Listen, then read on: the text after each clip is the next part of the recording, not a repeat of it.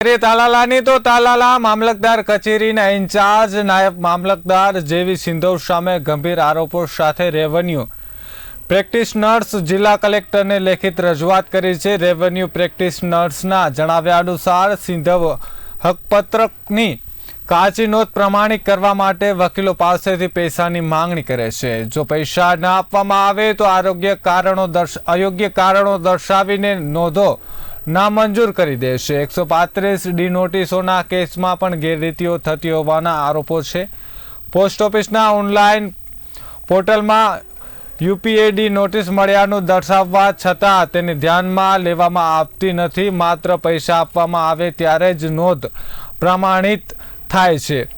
વેચાણ દસ્તાવેજોની નોંધણીમાં પણ અનિયમિતતાઓ થતી હોવાનું જણાવ્યું છે। સબ રજિસ્ટ્રાર કચેરીમાં તમામ પ્રક્રિયા પૂર્ણ થયા છતાં 135D નોટિસના બહાને નોંધો નામંજૂર કરવામાં આવી છે।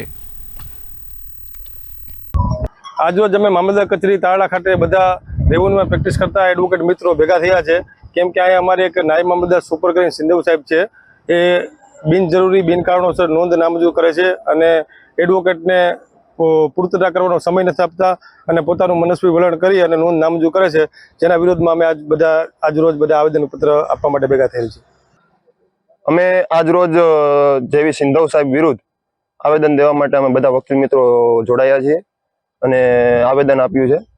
વારંવાર સાહેબ નાના નાના પ્રશ્નોને લઈને પણ અમારી નોંધો નામંજૂર કરે। જેમ કે એક ખેડૂતનો નાનો પ્રશ્ન હોય કે ગોલ્ડ લોન લઈને એણે લોન ભરી હોય છે અને ત્યારબાદ એણે વેચાણ દસ્તાવેજ કે કોઈ પણ વસ્તુ કરી હોય તો એમાં 135D નોટિસ એ નાનો પ્રશ્ન છે, જે સોલ્વ થઈ જાય એમ છે। ટેલિફોનિક જાણ દ્વારા પણ સોલ્વ થઈ જાય એમ છે, તો પણ એવા મુદ્દાઓથી પણ નોંધો નામંજૂર કરે છે અને અમને વારંવાર અમારા બધા વકીલ મિત્રોને ખરાબ જવાબો આપે છે અને પોતાનું મનસ્વી પણ અપનાવે છે।